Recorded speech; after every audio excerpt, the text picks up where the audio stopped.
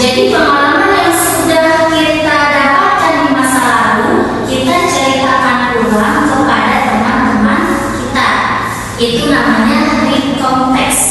Oke? Paham? Paham. Oke, and the second, there is general structure of recontext. Ada strukturnya juga. Yang pertama yaitu orientation. What is orientation? Tells who was informed, what happened, where the events took place, and when it happened. Jadi orientation ini bisa kita katakan opening. Apa opening? Pembukaan. Nah, orientasi itu seperti pembukaan. Siapa, di mana, dan kapan. Ya, itu untuk orientation. And the second is events. What is events? Tells what happened in the chronological. Jadi events ini isinya, isi dari cerita tersebut. Apa isinya? Kan tadi orientation itu adalah openingnya, awalannya. Nah, events itu isinya. Paham? You get it? Okay. And the last is reorientation. Reorientation itu sama aja kayak closing.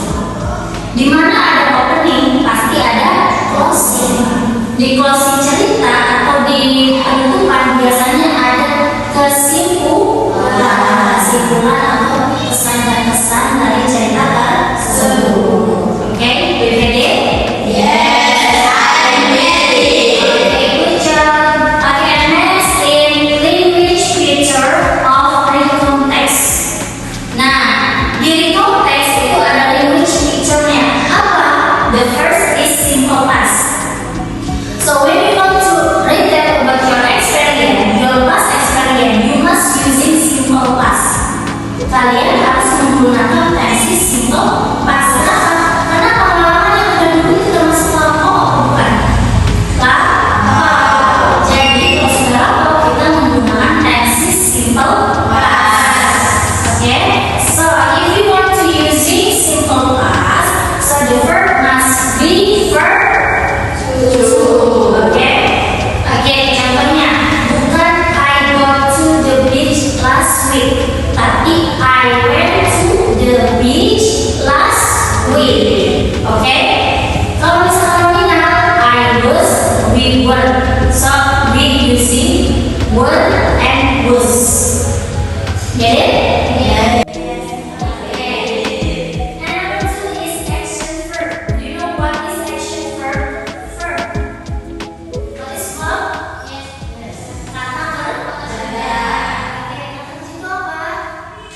Yang bergerak di dalam diri kita sendiri. Yang ada aktivitasnya. Kata kerja. Kerja. Kalau kata kerja bergerak nggak? Gerak.